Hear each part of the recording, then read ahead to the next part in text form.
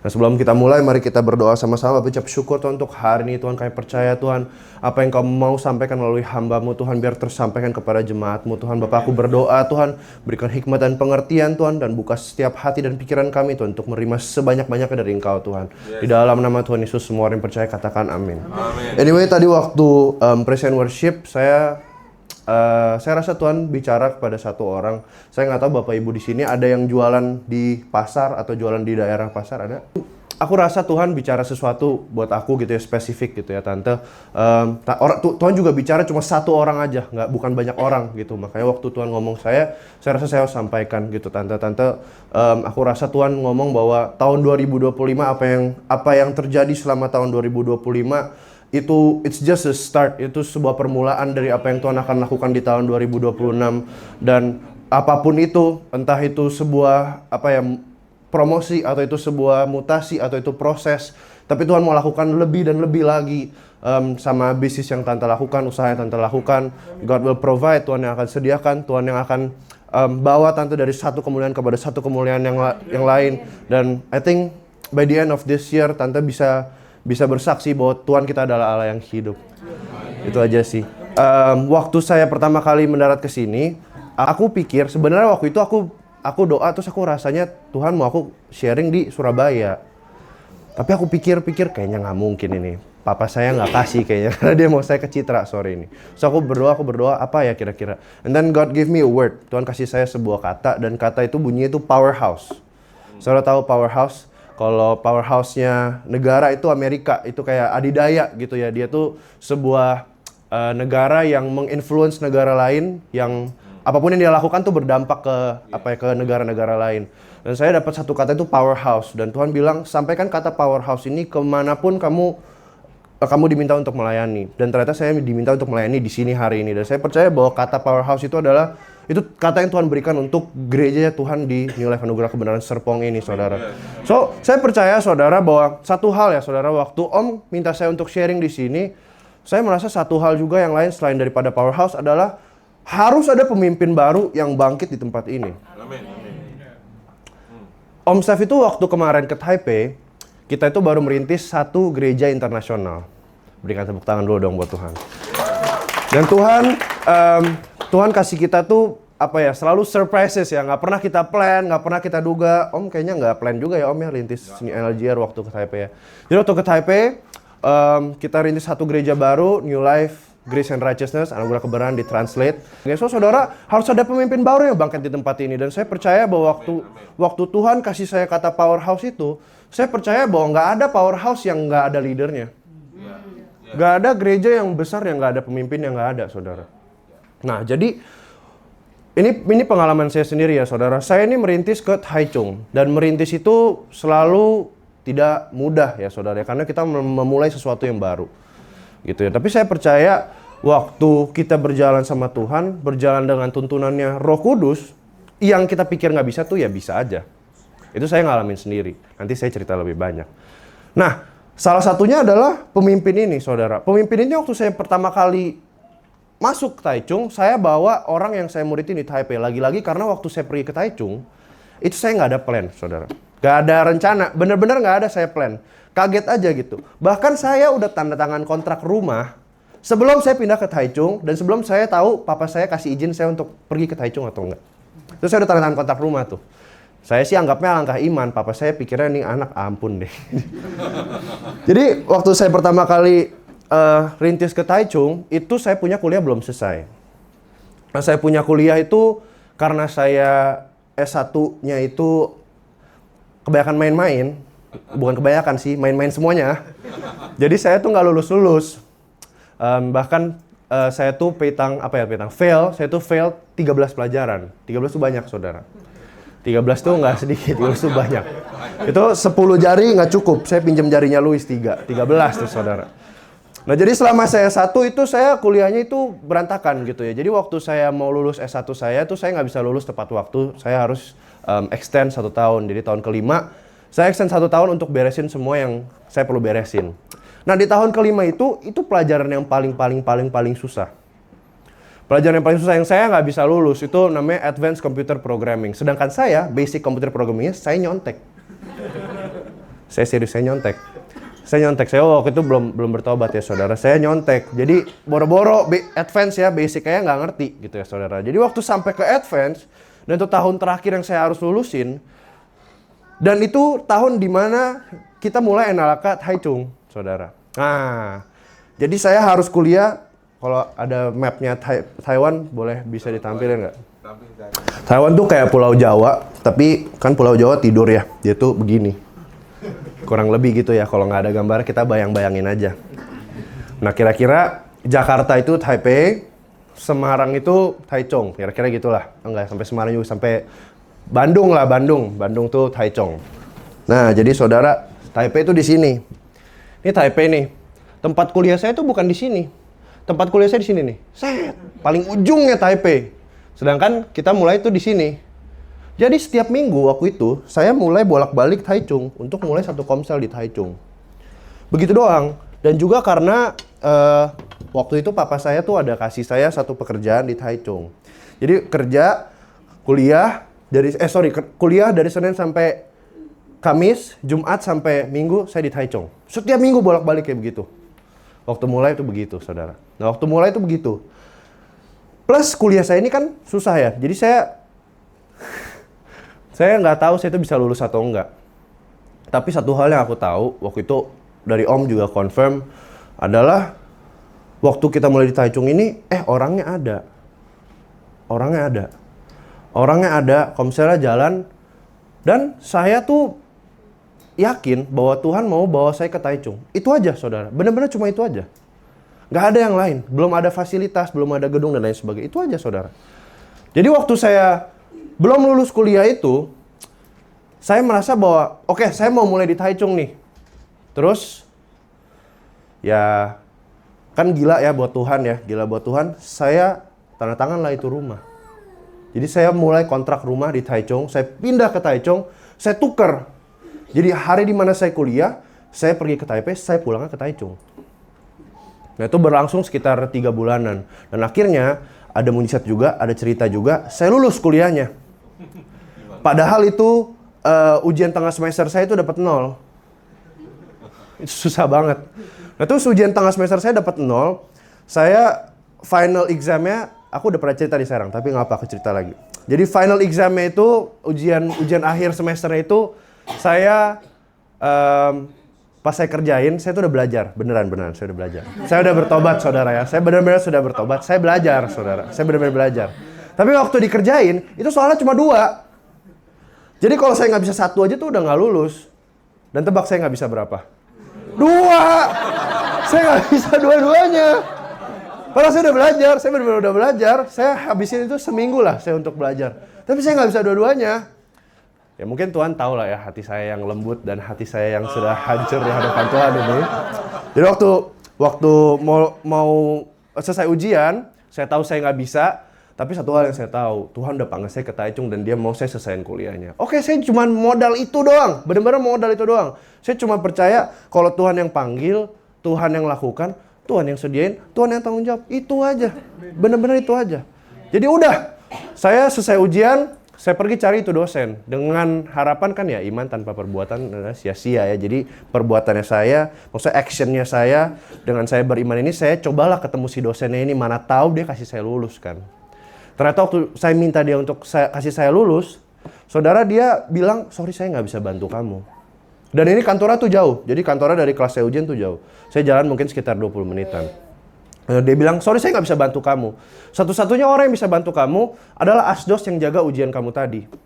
Kan udah 40 menit lewat, mana ada asdos yang udah di kelas, ini orang agak nyebelin gitu loh. Saya dalam hati gondok, gitu loh tau gak sih.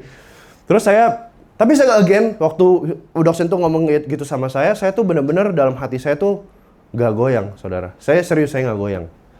Karena saya benar-benar tahu, oke ini Tuhan yang tanggung jawab. Entah gimana pun caranya, kalau dosen ini gak berhasil, pasti ada lagi yang lain. Benar-benar itu doang. Benar-benar itu doang. Dan itu udah lewat sekitar setengah jam lebih, karena saya sempat ngobrol-ngobrol sama si dosennya. Udah, walaupun dia ngeselin, saya ngobrol, saya balik ke kelas dengan harapan bisa ketemu si asdosnya. Dan itu udah lewat 40 menit. Saudara tahu apa yang terjadi? Asdosnya masih ada di kelas. Dan dia cuma main HP. Gak ngapa-ngapain. Bener-bener gak ngapa-ngapain. Jadi saya ngomong sama dia.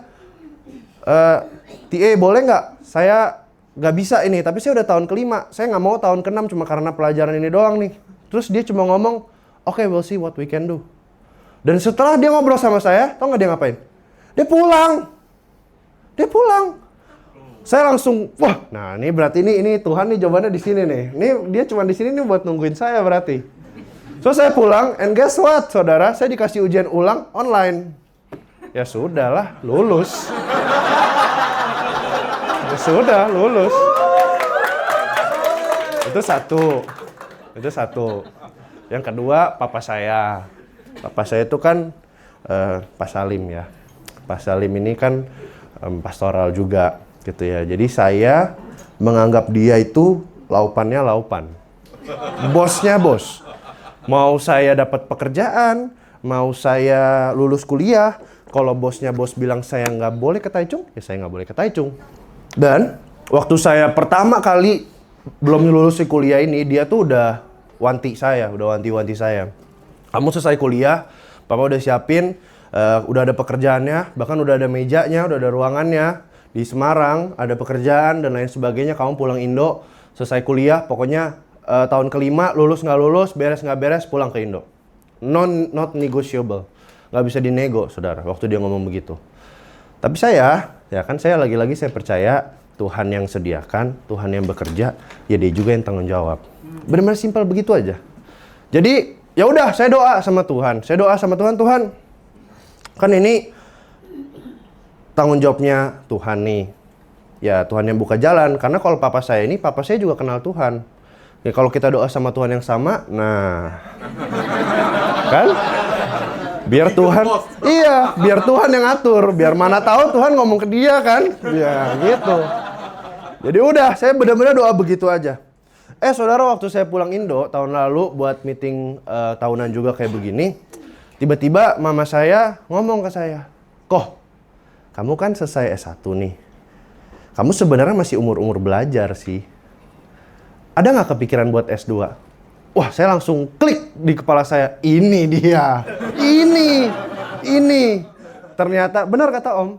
Benar. Jalannya itu dari Laupan Yang. Dari istrinya Laupan. Benar. Ya udah, selesai. Laupan Yang lobby ke Laupan. Ya, berapa bulan lah ya. Berapa berbulan-bulan. Dan akhirnya Laupan bilang bahwa, oke, kamu boleh coba apply S2. Kalau kamu dapat beasiswa, kita tahu itu dari Tuhan. Again, bawa Tuhan ya. Kalau kamu dapat beasiswa, itu berarti dari Tuhan. Tapi kalau kamu nggak dapat beasiswa, ya sudah, kamu pulang Indo, kerja. Dan saya, Bapak Ibu, saya nilainya itu nggak bagus. Ini bukan beneran, ini bukan serius. Ini beneran nilai saya nih. Iya, ini beneran nilai saya. IPK saya itu nggak sampai 2, saudara. IPK saya tuh 1,9 something lah. Itu kalau di Indo saya nggak tahu, kayaknya nggak bisa lulus deh. Saya nggak tahu ya, temen saya nggak kenal orang lain yang IPK-nya serendah saya. Iya, kasihkan main aja gitu hidupnya. Kasihkan main, coba ini, coba itu. Jadi IPK saya itu nggak sampai 2. Kalau di kepala orang normal, yang nggak mungkin lah dapat beasiswa, itu keterima kampus saya nggak mungkin. Iya, dan saya itu apply cuman di satu kampus di Taichung, dan kampusnya itu swasta yang top 1 di Taichung. Nah, kalau orang mungkin orang nggak kenal Tuhan akan ngomong, lu gila, apply yang di pinggir-pinggir kek, apply yang ecek-ecek kek gitu loh, kayak kan mungkin ada kemungkinan masuk lah, walaupun IPK lu setengah tuh dari 4 tuh. Orang lain lomba-lomba summa cum laude, gue 2 aja nggak dapet. Jadi, tapi itu yang saya lakukan, saya apply di universitas swasta itu, dan saya apply untuk beasiswa. Dan saudara tahu apa yang terjadi? Saya dapat beasiswanya. Wow. Saya dapat beasiswanya, makanya sekarang saya ada di Taichung. Jadi saudara kuliah ke Taiwan, sekarang ada opsi Taichung juga. Selain daripada universitas swasta yang ada di, kalau mau masuk swasta di Taipei, ada Mingchuan dan lain-lain lalala. Kalau saudara mau ke Taichung juga bisa dikonsider, ada uni-uni yang cukup bagus juga ya swasta di Taichung. Nah, itu aja promosinya. Dan lebih murah, benar. Living cost juga sedikit lebih murah, slightly lebih murah. Gitu saudara. Nah itu cerita saya, kenapa saya bisa dari Taichung. Tapi belum selesai sampai di situ saudara. Waktu saya sampai ke Taichung, saya tahu Tuhan udah bekerja, Tuhan beserta saya tahu Tuhan udah buka jalan, dan saya tahu saya udah ngalamin mujizatnya. Jadi saya sama Tuhan tuh saya nggak muluk-muluk gitu kalau minta. Misalkan begini ya saudara, saya kasih saudara contoh. Kalau saya punya papa saya misalkan Om Salim ya saudara, saya minta sama dia, Pak saya mau uang 100.000 buat pergi main, dia kasih saya 100.000. Terus setiap kali saya minta, dia kasih saya 100.000. Bahkan dia kasih saya lebih, dia kasih saya 300.000, dia kasih saya 500.000. Lama-lama saudara, saya jadi berani minta 1 juta. Bukan karena saya kurang ajar, tapi karena saya kenal dia dan dia akan kasih. Nah saya sama Tuhan juga gitu saudara. Saya jalan sama dia, saya jalan sama Tuhan saudara. Awalnya sih iya, saya cuma minta, oke Tuhan saya mau lulus kelas. Oke Tuhan saya mau ke Taichung. Tapi sudah sampai ke Taichung, saya sudah lulus kelas, saya berani minta lebih saudara. Sampai ke Taichung kita ibadah itu minjem kelas di university. Di salah satu universitas negeri ya saudara. Kita tuh minjem kelas. Saya doa sama Tuhan tuh cuma simpel aja. Tuhan saya mau tempat yang layak. Layak doang saudara. Saya nggak minta muluk-muluk. Saya nggak minta ada sound systemnya. Saya nggak minta apa-apa. Saya nggak minta banyak saudara. Saya cuma minta Tuhan saya mau tempat yang layak. Itu doang. Dan saudara tahu kita iseng-iseng cari di Google Maps gereja di Taichung. Dengan intention tuh mau ngelobi mereka, mau sewa gedungnya mereka. Dan saudara, secara luar biasa Tuhan pertemukan kita dengan satu orang pastor di Taichung, dia itu gereja Taiwan, di mana gereja Taiwan ini kasih kita harga yang sangat murah dengan fasilitas yang lengkap, semuanya ada. Awalnya nggak lengkap saudara, awalnya cuma dikasih, oke, kamu bayar sekitar 500.000 per bulan, kamu bisa pakai setiap hari Sabtu sore. Itu doang. Tapi waktu kita ibadah, dia dengar kita ibadah, dia dengar gimana kita doa, dia amazed sama kita. Oh kamu luar biasa ya, saya mau doa kayak kamu, saya mau dong bisa doa kayak kamu, saya mau dong penyembahan saya tuh kayak kamu, dia ngomong begitu. Terus dia undang kita ke gerejanya, kita pergi ke gerejanya, sampai kita di gerejanya, saya ngerti kenapa dia ngomong begitu. Karena gerejanya tuh mati saudara, benar-benar nggak ada hadirat Tuhannya. Nggak ada bedanya saya nyanyi di gerejanya sama saya nyanyi di luar, itu nggak ada bedanya saudara, benar-benar nggak ada hadirat Tuhannya. So saya ngerti kenapa dia ngomong begitu. Dan waktu dia ngomong begitu, dia juga kasih kita waktu itu boleh pakai pianonya. Mulai itu mulai. Itu Tuhan mulai bekerja di situ. Dia mulai kasih kita pakai pianonya. Pianonya itu nggak murah, saudara. Piano itu sekitar 25 juta. Ya, itu piano mahal. Jadi dia kasih kita pakai itu. Nggak lama, Om Chef datang. Om Chef datang, dia ngobrol-ngobrol sama Om Chef dan lain sebagainya, dikasih TV. Om Chef datang kedua kalinya, kita dibolehin pakai semuanya. Selesai Pastor Simon datang, udah itu gereja kayak punya kita beneran. Dikasih kunci, boleh masuk kapan aja, pakai di hari lain nggak bayar, dan yang paling gongnya terakhir, saudara, dia ngomong sama kita selesai. Oh oke, sorry. Jadi kita boleh pakai semuanya dengan syarat 2 bulan sekali kita melayani di gerejanya dia. Jadi 2 bulan sekali saya melayani di gerejanya dia, saya khotbah ditranslatein sama ada satu brother kita Mike.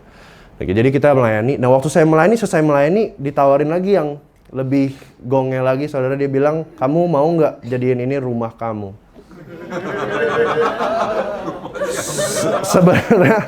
Sebenarnya saya mau jawab dia, I feel like home already. Saudara bayangin ya, dia itu kerja dari Senin sampai Jumat. Jadi dia sendiri itu pakai gereja cuma hari Minggu doang, nggak ada hari lain. Saya yang tamu pakai itu gereja bisa 2-3 kali, 4 kali sama ibadah seminggu. Ya itu kan rumah saya, bukan rumah dia berarti.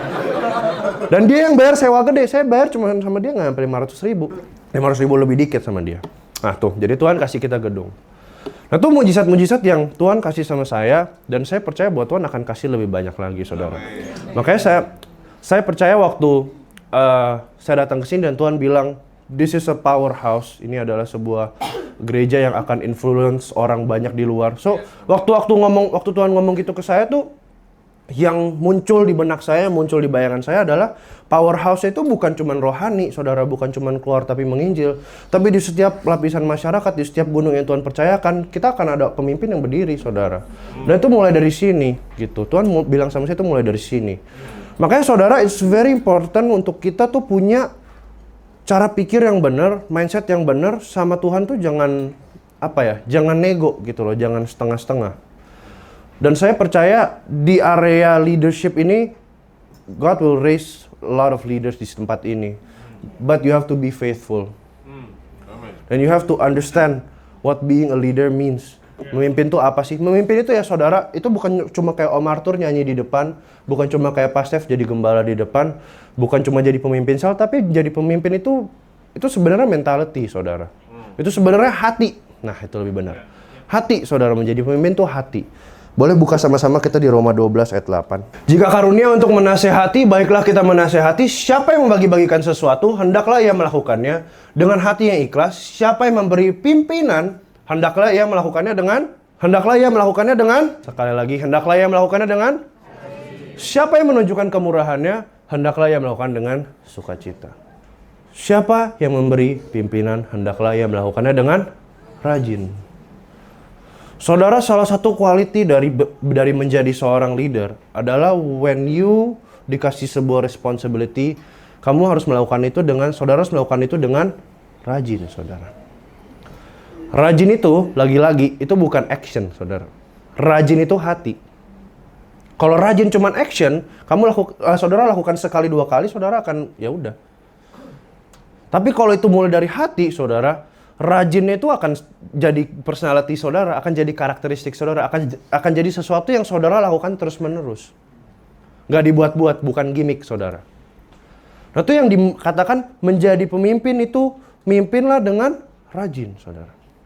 Nah, ini saya temukan, waktu saya ke Taichung, saya temukan bahwa semakin besar tanggung jawab yang Tuhan kasih, semakin harus rajin kitanya. Karena waktu saya di Taipei, saya itu mimpin Komsel. Komsel mungkin isinya 13, 14, 15 orang, saudara, itu max. Tapi waktu saya memimpin sebuah gereja, saya found out bahwa saya harus lebih rajin, saudara. Rajin itu apa sih? Saya harus lebih rajin follow up orang-orang yang mau datang ke gereja, follow up orang-orang baru. Saya harus lebih rajin kasih pengajaran ke pemimpin-pemimpin yang bantu saya berdiri di Taichung.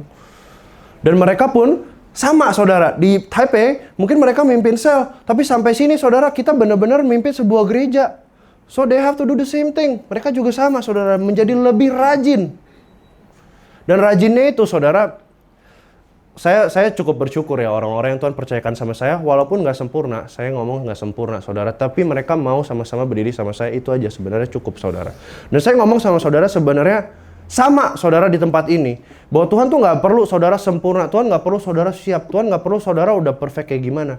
Tapi saudara, Tuhan tuh perlu orang yang bisa berjalan bersama-sama dengan Om Steph, dengan Pak Steph di sini, ambil visinya, ambil bebannya, dan berjalan sama-sama. Mengisi kekosongan yang ada. That is what being a leader means, saudara. Amen. So, saudara, waktu kita lihat kekosongan di dalam sebuah gereja itu kan nggak ada yang sempurna. Semua gereja pasti ada tempat yang kosong yang dimana saudara harus isi. Karena gereja itu adalah tubuh Kristus. Nggak ada bagian tubuh yang nggak penting, saudara. Semuanya penting. Even rambut aja penting, saudara. So, saudara, dalam tubuh Kristus tuh nggak ada yang nggak penting. Waktu saudara mau lihat dan saudara benar-benar berfungsi, di mana aja tuh saudara bisa berfungsi, saudara. Di mana aja tuh saudara bisa berfungsi. Dan waktu saudara berfungsi, dan saudara dikasih tanggung jawab, lakukanlah dengan rajin, saudara. Lakukanlah dengan rajin. Dengan setia.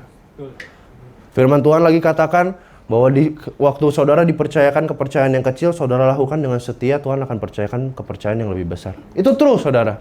That's true. Saya percaya kenapa Tuhan bisa percayakan saya mujizat yang lebih besar, karena waktu Tuhan percayakan saya mujizat yang lebih kecil, saya obey. Saya obey. Makanya Tuhan berani percayakan yang lebih besar. Sama kok, saudara, di semua aspek juga begitu kok. Pekerjaan juga begitu. Saudara, kalau di pekerjaan asal-asalan mana ada naik pangkat sih, saudara. Tapi saudara naik pangkat waktu bos saudara lihat saudara kerjanya bagus. Sama, saudara, sama. Waktu saudara mimpin di sebuah gereja atau apapun deh, saudara ya.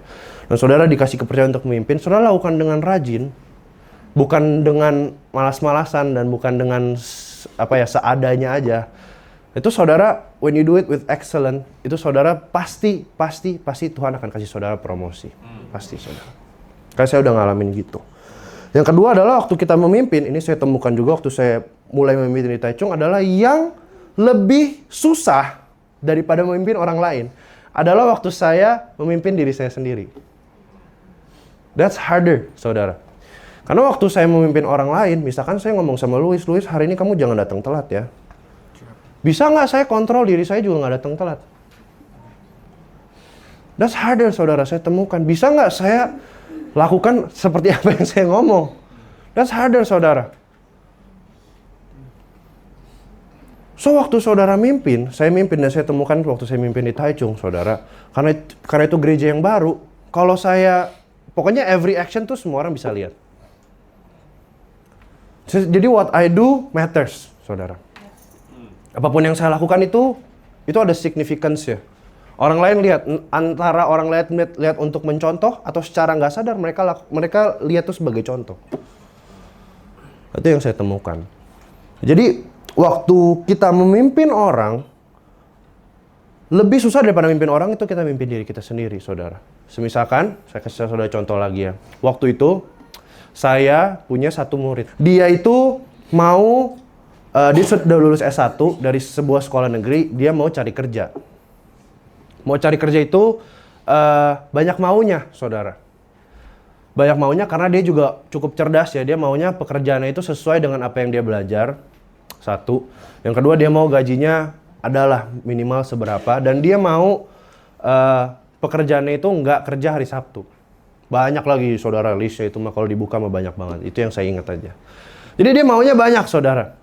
Nah dia ngomong ke saya, dia datang, kalau saya cuma mau kerja di toko Indo atau apa, it's very easy for me. Tapi saya nggak mau.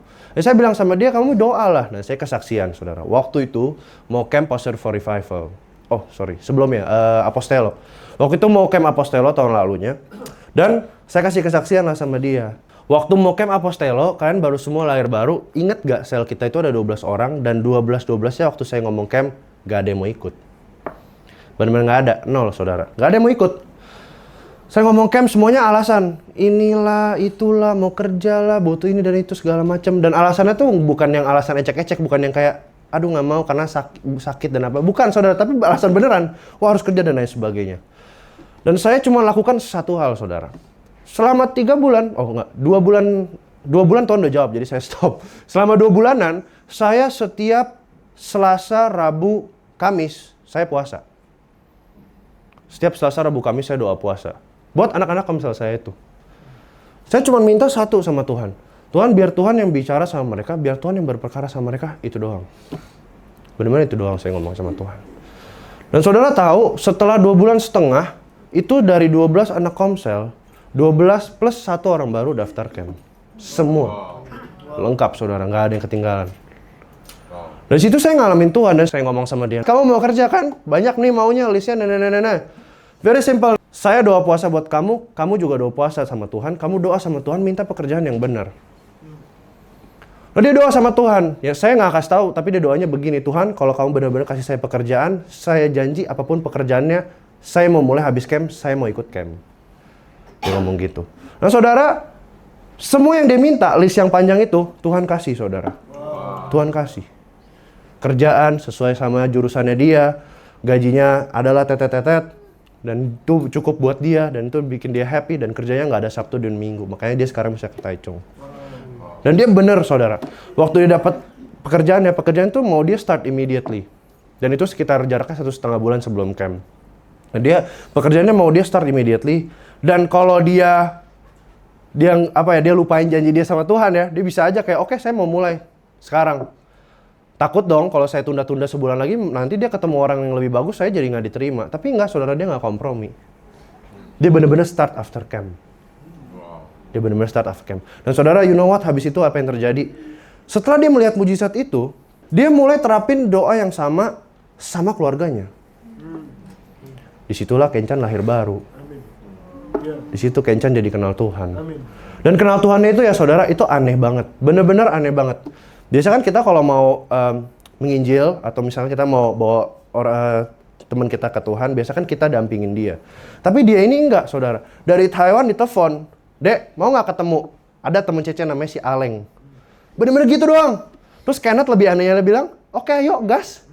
Digasin. Hari itu juga lahir baru, saudara. Ngalamin mujizat, didoakan, ngalamin mujizat lagi. Nah, saya itu lebih gampang, bisa lebih gampang kasih tahu dia, karena saya sebagai pemimpin ngalamin sendiri, saudara. Dan saya sebagai pemimpin lakukan. Buat gedung itu juga, saya lakukan hal yang sama, saudara. Saya puasa setiap Rabu dan Jumat. Minta Tuhan gedung itu. Dan Tuhan kasih. So, waktu kita mimpin, saudara, mimpin itu we lead by example. Sama, saudara, begitu juga. Saya praktekin apa yang saya ngomong ke Natasha. Natasha, kamu mau pekerjaan dari Tuhan? Kamu mau ngalamin Tuhan, nih kamu doa puasa. Saya lakukan hal yang sama, saudara. Sampai sekarang, setiap penginjilan, setiap sekolah, kita akan doakan. Dan setiap minggu, kita Rabu dan Jumat kita doa puasa. Karena belum break, saudara. Dan I will keep praying sampai break, saudara. So, I lead by example. Nah, saudara pun mesti lakukan yang sama, saudara. Entah itu di keluarga saudara, entah itu saudara SM, entah itu saudara tim musik, entah itu saudara JMC dan lain sebagainya. Saudara, waktu saudara, maksudnya kita kan mau kasih Tuhan yang terbaik ya. Kita kan mau kasih Tuhan segalanya nih, gitu loh. Kita mau kasih Tuhan the best nih that we can do, saudara. Waktu kita mau kasih Tuhan the best that we can do, gak bisa gitu loh, kita lakukan hari ini the best, besok gak the best, hari ini the best, besok gak the best. Apalagi kalau saudara mimpin, saudara. Gitu. Nah, saudara, satu cerita lagi yang saya mau ceritain, saudara. Satu cerita lagi adalah, saya dulu ada salah satu pemimpin saya di Taichung, sama gilanya sama saya. Jadi saya orang gila ikut Tuhan, dia orang gila juga ikut Tuhan. Jadi waktu saya pertama kali pindah ke Taichung, dia pun sama, saudara. Dia mau ikut saya ke Taichung tanpa ketemu kerjaan. Jadi dia sebulan di Taichung tuh pengangguran. Dia udah masuk tuh bisikan-bisikan setannya, bisikan-bisikan iblis. Bener nggak nih kamu di Taichung nih? Udahlah, nggak dapat kerjaan, udah sebulan nunggu. Dia udah sempat mikir mau balik lagi ke Taipei. Bahkan dia udah pikir mau forward ke Indo. Karena nggak dapat kerjaan, saudara. So, sebulan dia tidur di ruang tamu saya. Sebulan dia tidur di ruang tamu saya dengan cuman modal percaya aja sama Tuhan, Tuhan yang akan sediakan dia pekerjaan di Taichung. Begitu doang. Dan dia mau ikut saya merintis di Taichung. Itu doang modalnya. Oke, Fit. Kita mau ke Taichung, let's go. Pekerjaan, ya itu dia, nggak tahu. So, saudara, apa yang dia lakukan? Saya ngomong sama dia sama. Saya lakukan sama dia sama.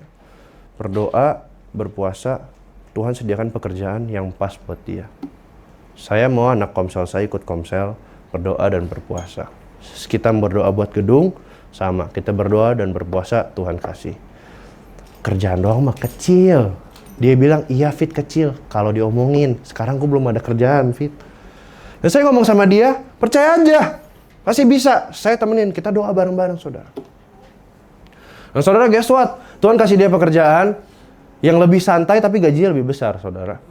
Dan sekarang, ini, dia baru dapat sebuah promosi, bulan depan dia akan dikasih mobil. So, saudara, again ya saudara, waktu kita benar-benar mimpin tuh by example, temenin orang yang kita pimpin itu lakukan sama dengan yang kita lakukan, saudara. Itu dia akan satu lebih yakin, yang kedua adalah apa ya? Dia tuh bertumbuh gitu loh, saudara. Dia tuh jadi encouraged gitu loh, saudara. Dan Tuhan bawa kita tuh dari satu kemuliaan dan kemuliaan yang lain. That's true, saudara. Saya ngalamin sendiri. Salah satu terobosan, saya lupa cerita tadi ya. Salah satu terobosan, kita belok dikit. Salah satu terobosan yang Tuhan kasih bless kita dengan satu mobil. Wow. Karena kita tuh selalu bolak-balik kan pada naik bus, pada naik apa, dan pada masih kuliah dan kerja. Itu capek, saudara. Bener-bener itu gak kita doain ya, sebenarnya gak kita doain. Cuman ya kita tahu capek. Aku tahu capek and it's been a burden gitu ya dalam hati saya gimana ya caranya ya. Salah satunya adalah beberapa dari pemimpin di Taichung itu sudah mulai pindah dari Taipei ke Taichung. Ini kayak Natasha, dia lagi berdoa untuk S2-nya bisa keterima. Nah, mulai pindah ke Taichung. Tapi ada juga yang belum bisa pindah ke Taichung karena belum saya kuliah. Balik lagi, saudara. Yang ketiga adalah kita memimpin itu berdasarkan firman Tuhan, saudara. Nah, saya tuh belajar juga waktu saya mimpin, saudara. Saya belajar bahwa kadang tuh kita mimpin tuh dengan dengan will-nya kita, saudara. Dengan kemauannya kita. Dengan apa yang saya mau, dengan apa yang saya rasa bagus, gitu saudara. Tapi sometimes ya saudara ya, itu nggak sesuai sama firman Tuhan, saudara. Sometimes nggak sesuai sama firman Tuhan. Dan saya belajar bahwa waktu kita belajar untuk berjalan sama Roh Kudus, kita belajar untuk berjalan sesuai sama tuntunannya Tuhan, itu kita akan sampai ke titiknya lebih cepat dengan proses yang sesuai dengan apa yang kita butuhkan, saudara. So sometimes tuh kita sebagai pemimpin, kita try to avoid the process, saudara. Gitu. Sometimes tuh kita waktu kita mimpin, karena ada beban tanggung jawab ya di belakang, kita tuh ngerasa jadi kayak kita tuh pressure-nya tuh lebih tinggi gitu ya saudara, dan kita pilih shortcut. Dan shortcut itu it's not good saudara, sometimes it's not good. Dan saya itu orang yang suka banget shortcut, karena saya orangnya malas ya saudara ya. Ya tadi sekolah aja malas dan lain sebagainya, saya suka shortcut. Dan shortcut ini jadi salah satu hal yang Tuhan proses dalam hidup saya tuh banyak sekali saudara. Dia kasih saya, kamu tuh benar-benar harus lewatin prosesnya beneran nih. Kamu tuh benar-benar harus lewatin. Dulu waktu kita kebaktian di kelas, yang kelas university itu, saudara selama beberapa bulan tuh nggak ada orang baru saudara. Nggak ada orang baru. Tapi kita tetap setia lakukan saudara. Itu prosesnya saudara. No shortcut saudara. Nggak ada shortcut. No shortcut. Kalau memang mau merintis, benar-benar modal percaya sama Tuhan saudara. Itu yang saya belajar. Nah saudara, waktu kita berjalan sama Tuhan, salah satunya yang Tuhan percayakan sama kita adalah urapan saudara. Dan urapan itu nggak bisa datang kalau nggak ada proses. Saya serius. If you go to the process, God will entrust you with the anointing. Tapi kalau saudara nggak lewatin prosesnya itu nggak ada anointing saudara. Nggak ada anointing. Saya percaya Om Arthur bisa nyanyi di depan sebagai WL dengan luar biasa, itu pasti ada prosesnya saudara. Saya percaya siapa yang khotbah di depan ini penuh dengan urapan pasti ada prosesnya. Dan waktu kita lewatin prosesnya itu ada urapannya saudara. Jadi saudara, waktu kita mimpin saudara, itu banyak hal yang terjadi dalam hidup saya dan banyak hal yang kita diproses saudara. So saudara, waktu kita memimpin saudara, waktu saudara kita mau bertumbuh dalam Tuhan saudara, kita mau Tuhan percayakan kita dengan hal-hal yang lebih besar saudara, kita harus tahu bahwa itu nggak mudah saudara. Tapi panggilan Tuhan untuk pemimpin itu di gereja ini is very real. Sangat nyata dan sangat diperlukan saudara. Waktu saya masuk ke gedung ini tadi pagi, saudara, saya masuk ke gedung ini dan saya lihat bahwa ada kebutuhan pemimpin dan ada orang-orang yang sebenarnya Tuhan udah panggil tapi nggak obey. Ada orang-orang yang sebenarnya Tuhan udah panggil tapi hidupnya nggak radikal. Kabur-kaburan sama Tuhan. Saudara, saya mau kasih sama saudara, panggilan Tuhan itu kadang nggak datang 2 kali loh. Panggilan Tuhan itu nggak datang 2 kali, dan kalau saudara nggak stop main-main sama Tuhan dan lakukan apa yang Tuhan panggil saudara untuk lakukan, saudara itu hidup saudara akan suffer, saudara. Saya mau shift sedikit. So saudara, sebenarnya di tempat ini saudara, saya agree sama yang Om Chef ngomong bahwa urapan yang Tuhan taruh, warisan yang Tuhan kasih sama kita, warisan kebenaran firman Tuhan, pengertian firman Tuhan, hikmat yang Tuhan kasih sama kita, is very big saudara. Sangat besar dan sangat dalam saudara. Saya udah ketemu banyak orang dari gereja lain, dia pemimpin dan lain sebagainya saudara, nggak punya pengalaman yang sama, nggak punya pengertian yang sama saudara. Tapi kita punya pengertian yang dalam sedalam itu, kita punya kebenaran firman Tuhan dan warisan firman Tuhan yang sedalam itu, mestinya saudara, mestinya kita bisa bertumbuh jauh dari ini. Tapi ada pos-pos yang kosong saudara. Ada pos yang kosong. Dan pos yang kosong, itu tanggung jawab saudara untuk isi. Dan pos yang kosong itu perlu ada orang yang ngerti bahwa dia dipanggil Tuhan untuk isi pos itu. Dan saya tahu, dan saya yakin bahwa saudara tahu saudara dipanggil di pos mana. Dan saudara tahu saudara harus serahin sama Tuhan bagian yang mana. You know it. Waktu saya hidupnya masih main-main sama Tuhan saudara, saya pun tahu sebenarnya Tuhan mau saya serahin apa. Tapi saya keraskan hati saya. Dan Tuhan mau melakukan hal yang sama di tempat ini. Hari ini, saya mau kasih sama saudara, saudara perlu bertobat. Tuhan panggil saudara dari kerajaan gelap kepada kerajaan yang terang. Itu bukan buat saudara panas-panasin bangku hari Minggu, saudara. Kalau cuma buat panas-panasin hari Minggu, saudara, nggak usah ke gereja. Ngapain? Tuhan mati loh di atas kayu salib buat saudara dan buat saya. Tuhan taruh panggilan yang spesial loh buat saudara dan saya. Dan saudara mau Tuhan mau serius loh sama saudara. Ada pos-pos yang nggak diisi di gereja ini saudara. Ada pos-pos yang absen, leadership-nya nggak ada. Ada orang-orang yang nggak setia sama Tuhan. And you have to fix that. Saudara harus bertobat. Itu sangat melekat di hati saya ya saudara. Saya nggak tahan gitu ya, saya mau share gitu ya, saya mau keluarin gitu, saya nggak tahan saudara. Tapi itu yang saya rasakan saudara di tempat ini. Itu yang saya feel di tempat ini. Saya suka banget apa yang Om ngomong. A great church has a great system, great value, and great identity. Sekali lagi saya ulang ya saudara. Gereja yang besar itu punya sistem yang besar, punya sistem yang bagus, punya pengertian akan nilai yang benar dan identitas yang benar. So saudara, salah satunya adalah kesadaran bahwa ada pos yang kosong di tempat ini. Itu bagian dari sistem, itu bagian dari nilai, itu bagian dari value yang saudara tidak penuhi. And I feel it's empty here. Kosong saudara. Ada orang-orang yang Tuhan pilih, Tuhan handpick, bahkan Tuhan pilih saudara, Tuhan panggil secara spesifik, dan saudara tidak penuhi panggilan Tuhan. Saya nggak ngomongin buat orang muda doang, saya ngomongin buat Bapak Ibu. Dengan segala respect, dengan segala hormat, saya juga ngomong untuk Bapak Ibu saudara semuanya. Tuhan nggak cuma pakai anak muda saudara, Tuhan nggak pakai cuma anak muda. Tapi Tuhan pakai semua generasi. Kita ini adalah the generational church, saudara. Bahwa ada orang-orang tua yang Tuhan juga panggil untuk memimpin. And you are absent. You nggak obey. Selesain Bapak Ibu Saudara masalah yang ada di rumah. Bapak Ibu Saudara, serahin sama Tuhan, bawa sama Tuhan. Don't try untuk argue pakai pikiran Bapak Ibu Saudara. Saya ngerti Bapak Ibu Saudara mungkin maksudnya, saya ini masih muda ya Bapak Ibu Saudara, sudah bertahun-tahun, sudah punya mindset dan cara pikirnya sendiri. Tapi saya mau kasih sama Bapak Ibu semuanya bahwa mindset apapun itu, cara pikir apapun itu harus tunduk di bawah kebenaran firman Tuhan. And that's for real. Semua mujizat yang saya cerita tadi, yang gak masuk akal itu, tapi bisa terjadi dalam hidup saya, itu karena saya taruh ego dan pengetahuan saya di bawah firman Tuhan. Bapak Ibu Saudara pun sama. You are here for a reason, saudara. Kalau Bapak Ibu lahir baru di tempat ini, bertumbuh di gereja ini, Tuhan panggil saudara untuk berfungsi di gereja ini.